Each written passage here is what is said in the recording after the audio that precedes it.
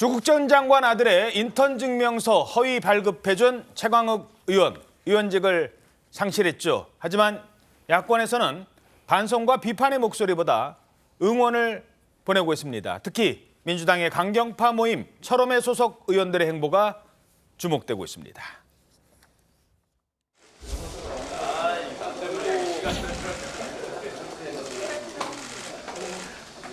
최광욱 의원 훨씬 더 자유로운 영혼이고 그리고 훨씬 더 거침이 없는 사람인데 민주당이라는 조직에 속해 있는 의원이기 때문에 발언이나 행동에 스스로 제약을 가하는 그런 측면이 좀 있었습니다. 예. 그런데 이제 자유인으로 활동을 하게 되면 예. 훨씬 더 선명하고 당당하고 가열차게 싸워나가지 않을까 그렇게 생각을 합니다.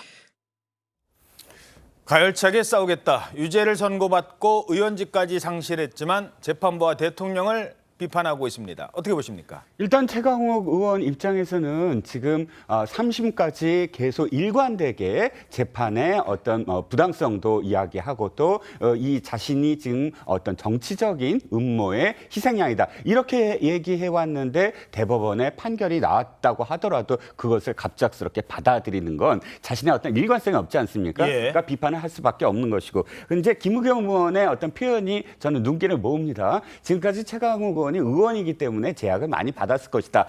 이제는 거침없이 할 것이다. 근데 제가 생각하기에 최광욱 의원이야말로 현직 그 민주당 의원 중에 가장 거침없이 발언을 지금까지 해왔던 의원인데 철험회 중에 상징이고요. 지금보다 더 거침없이 어떻게 발언할 수 있을 것인가라는 생각도 들고 그리고 또 한 가지 의원이었기 때문에 사실상 마이크가 주어진 측면도 있습니다. 그런데 이제 의원 신분을 떠나게 되고 또 더군다나 지금 그 이 피선거권도 박탈된 상황에서 지금까지와 똑같이 주목받는 어떤 그런 스피커 역할을 할 수 있을 것인가? 그거는 조금 미지수라고 생각을 합니다. 예.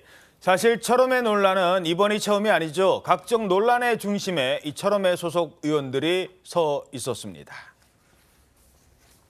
제가 뭘 의장 탈당을 했습니까?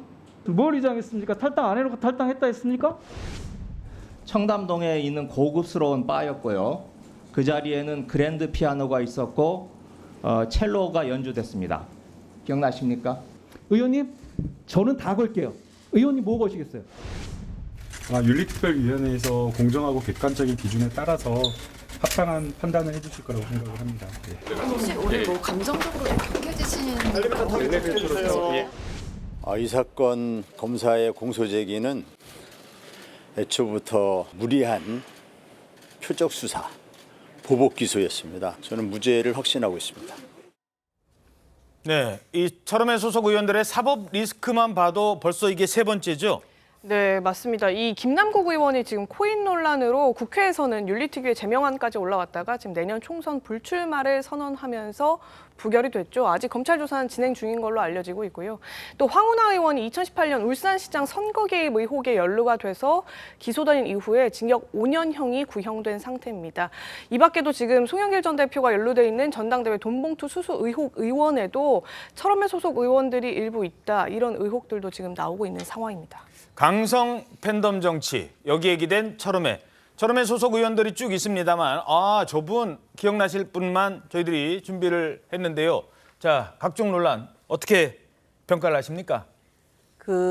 사실 이제 제가 학교 다닐 때의 민주당과 지금 모습의 민주당이 너무 다르기 때문에 많은 분들이 이제 옛날에 민주당은 죽었다 이런 표현을 많이 쓰시는데 그 앞장서신 분이 저는 철험회라고 보여요. 그 철험회 소속된 의원님들 한 분 한 분 지금 다 보시면 알겠지만 막 거짓말을 거침없이 한다라는 느낌이 들어요. 그다음에 거짓말 한 사례가 되게 많죠. 그다음에 막 억지를 핀다라는 느낌이 되게 많죠. 그다음에 국회의원들이 저런 모습을 보이니까 사실 국민 수준보다 국회의원 수준이 더 밑에 아래에 있는 그런 상황이 막 만들어져 버린 거예요. 저는 이 문화가 지금 민주당 전체를 어떻게 보면 휩쓸고 가서 다 아시겠지만 지금 돈봉투 사건도 다 나오고 있잖아요. 전부 다 지금 거짓말하고 있는 거예요. 예. 그래서 진짜 민주당의 대혁신 할 인물이 앞으로 누가 나올지 그것도 참 기대가 됩니다. 예, 어떻게 보십니까? 일단 2020년 이제 초선이 검찰 개혁을 목표로 해서 만든 거거든요. 그러니까 이제 초선이다 보니까 아무래도 좀 의욕이 넘치는데 의욕이 넘치다 보면 실수도 하고 뭐 서툴 수도 있고요. 그리고 이제 여기에 어쨌든 검찰개혁이라고 하는 주제를 가지고 있었기 때문에 검찰과의 상대한다는 게 얼마나 힘들고 버거운 일인가 이런 게 또 한 번의 어떤 정면 같은 거라고 생각이 듭니다. 여기에서 이제 몇몇 사람들은 내상을 입은 거고요. 그리고 이제 여기에 예를 들면 윤핵관과 윤핵관의 압력에 의해서 예를 들면 그 국민의힘 내에서도 이런 초선 의원들이 집단 성명을 내서 특정인이 당대표 선거에 나오는데 압력을 행사하는 이런 데 동원되는 것보다는 이렇게 활발하게 초선답게 패기를 가지고 활동할 수 있는 여지는 있다고 생각합니다. 다만 몇 가지 부분에 있어서 국민에게 뭐 사과할 점도 있고요. 그러나 또 열심히 어떤 그 초선만이 가질 수 있는 어떤 이런 특징 이런 것까지 같이 봐야 되지 않나 이렇게 생각이 듭니다. 자, 아까 그 사진들 다시 한번 좀 보실까요? 철험의 의원들.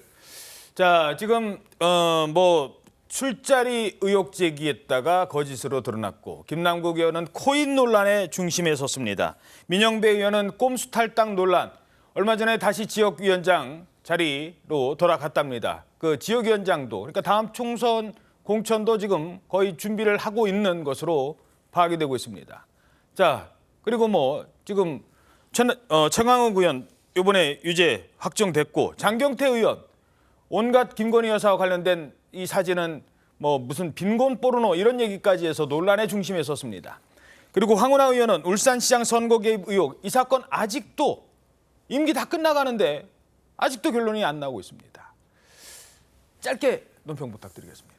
자, 지금 혐의라든지 혹은 어떤 내용들을 한번 보시면 대개는 네거티브에 앞장선 사람들입니다. 우리가 막말이라든지 혹은 끊임없이 어떤 의혹을 음모론을 양산시키는 그런 정치를 계속 지켜봐야 되느냐. 이것은 비생산적이라는 거죠. 지금 철험의 의원들이 그러니까 법사위라든지 상임위에서 활동을 잘했다든지 어떤 법안을 이끌었다든지 이슈를 이끌어서 그것이 쟁점이 됐다든지 그렇기 때문에 지금 공방이 벌어졌다든지 이런 부분들이 아니라면 철험회가 영구단체로서 과연 생산적인 단체였는지를 돌아보면서 앞으로 정치활동을 하는 어떤 사람들도 초선일지라도 자신의 이름을 드날리는데 무슨 네거티브로 해서 드날리겠다 이런 생각은 하지 않았습니다. 하는 생각입니다.